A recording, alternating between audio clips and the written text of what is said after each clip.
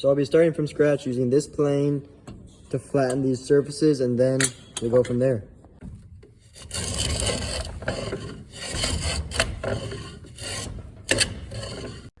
I got all the sides flat, so now we're going to trim off the corners so it's more hammer-like, and then we're going to draw our guide.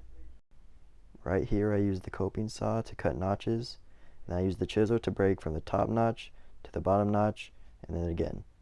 The cuts are fairly clean. And this is the aftermath. And here's a video of me doing what I just explained. I wouldn't believe the cramps I'm getting. At this point, my dad said that the handle needed to be smaller, so we're going to work on that later, but for now we're going to work on the top portion and get that square. I'm using my new tool, the spoke shave, and it works pretty good, especially when it's sharp, unlike my plane.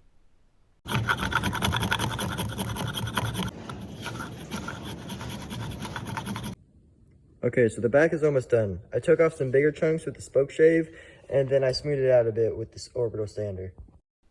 Right now I'm using some gel rust remover, but you can use whatever you want. And this is what it looks like after.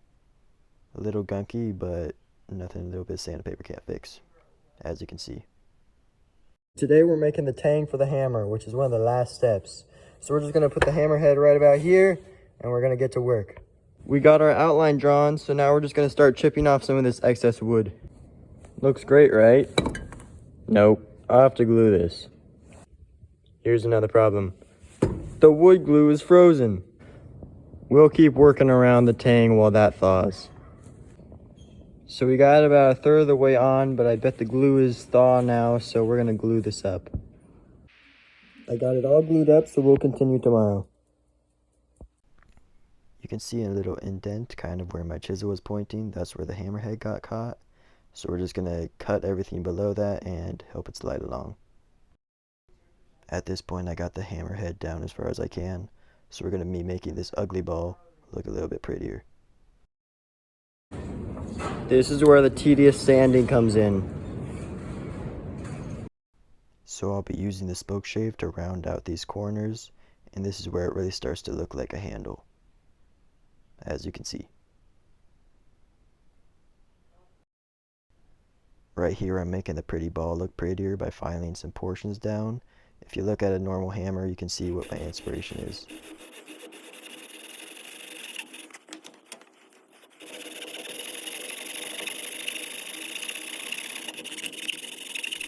Right now I'm cutting the notch in the tang.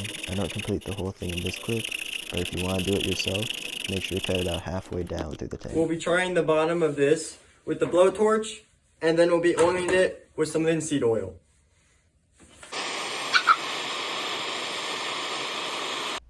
So for this, just put the hammerhead over the tang and try to slide a wedge in that little gap that you made earlier, and pound it in. It will break, so don't be alarmed. And here's some linseed oil. It really makes it pop.